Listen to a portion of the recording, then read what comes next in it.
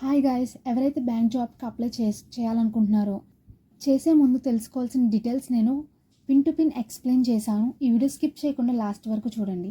మంచి నోటిఫికేషన్ అనేది ఎస్బీఐ నుండి రిలీజ్ అయింది కదా. ఇంకా ఎవరైతే అప్లై చేయకపోతే త్వరగా వెళ్ళి అప్లై చేయండి. లాస్ట్ డేట్ వరకు ఎవరు ఉండొద్దు, ఎందుకంటే లాస్ట్లో సర్వర్ బిజీ అయిపోతుంది. Other bank notifications and other competitive exams కూడా నా ఛానల్లో పోస్ట్ చేశాను. అదర్ అప్డేట్స్ కోసం నా ఛానల్ని ఫాలో చేయండి. SBI junior associative notification release చేసింది. దీని లాస్ట్ డేట్ వచ్చేసరికి 31 ఆగస్ట్ లాస్ట్ వరకు అయితే ఉండొద్దు. నెక్స్ట్ సెలక్షన్ ప్రాసెస్ ఎలా ఉంటుందంటే ప్రిలిమ్స్, మెయిన్స్, ఎల్పిటి.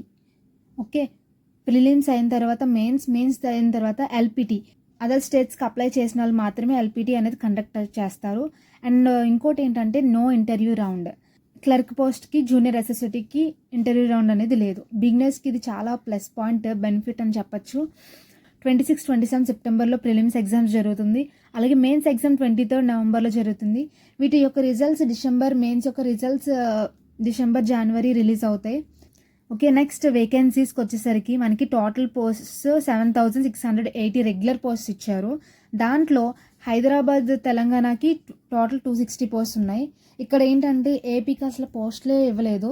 ఇది మనకి మైనస్ అని చెప్పుకోవాలి. మేబీ ఇచ్చే ఛాన్స్ ఉందని అంటున్నారు. 2 or 3 days ఏపీకి ఎవరైతే అప్లై చేయాలనుకుంటున్నారో 2 or 3 days వెయిట్ చేసి అప్లై చేయండి.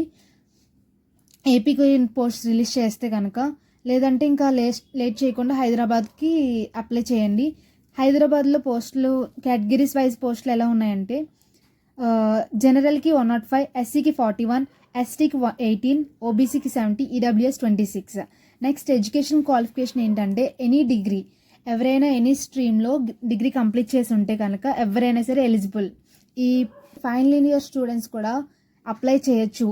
నెక్స్ట్ మోడ్ ఆఫ్ అప్లికేషన్ ఏంటంటే ఆన్లైన్. మనం ఆన్లైన్లో అప్లై చేయాలి. నెక్స్ట్ ఏజ్ లిమిట్కి వచ్చేసరికి 20 to 20 years అప్లై చేయడానికి ఎలిజిబుల్. ఏజ్ రిలాక్సేషన్ కూడా ఉంది.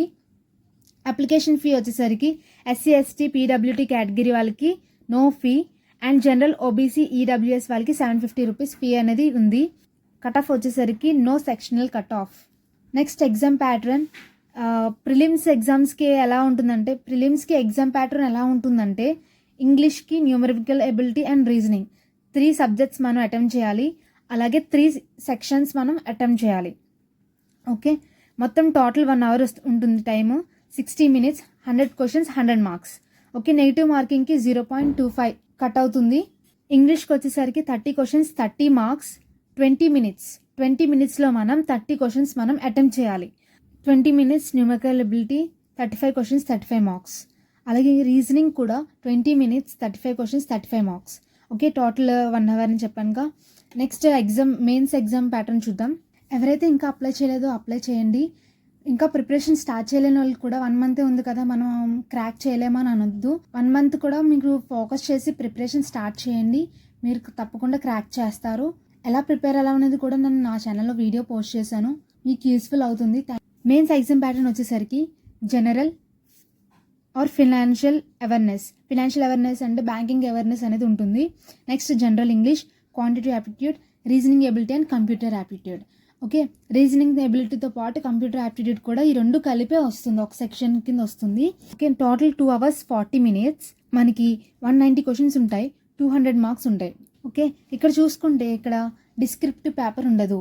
ఓకే, పీఓస్ లెవెల్కి అయితే డిస్క్రిప్టివ్ పేపర్ ఉంటుంది, కానీ క్లర్క్ లెవెల్కి డిస్క్రిప్టివ్ పేపర్ అనేది లేదు. ప్రిపరేషన్ ఇప్పటికీ ఇంకా స్టార్ట్ చేయకపోతే త్వరగా స్టార్ట్ చేయండి. ఫోకస్ చేసి ప్రిపేర్ అవ్వండి, మీరు తప్పకుండా క్రాక్ చేస్తారు. All the best. Thanks for watching.